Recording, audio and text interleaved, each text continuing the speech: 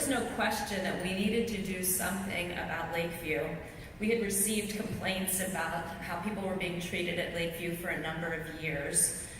We investigated an incident in 2010 during which a young woman who had been subject to a restraint alleged she had been punched in the eye by a staff member.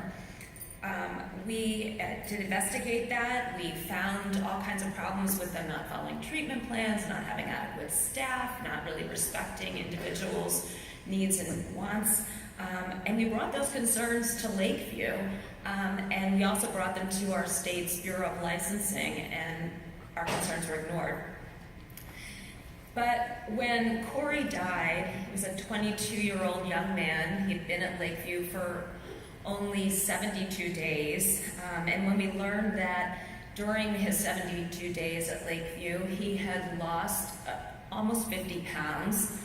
He had suffered multiple seizures, which resulted in his hospitalization, and he had a seizure disorder which had previously been under control with medication.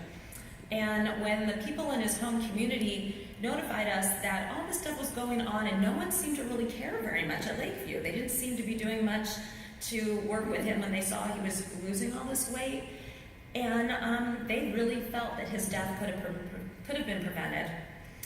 So really, we had no choice. We had to just get out there and do our jobs, and Lakeview needed to be shut down.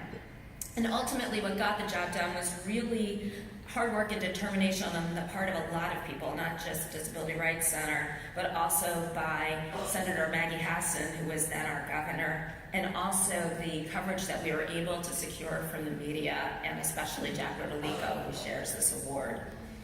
But it was really our executive director, Dick Cohen, who pushed all of us to look beyond Corey's death and broaden our investigation to look at systemic deficits at Lakeview, and also to look at our State Department of Health and Human Services' failure to protect the health and safety of people in our institutions.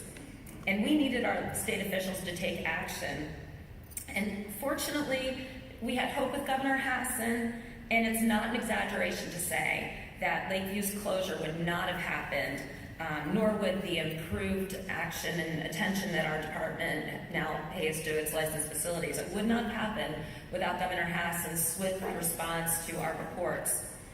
It also wouldn't have happened without the outrage that our media outlets generated, and particularly New Hampshire Public Radio and the coverage that Jack Rodolico provided. From the date that we issued our reports, Jack made sure that the deficiencies at Lakeview were in the news and in the public eye.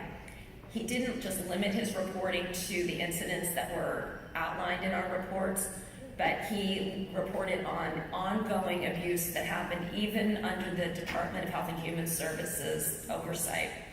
He reported on the link between Lakeview's management and a similar facility in Florida.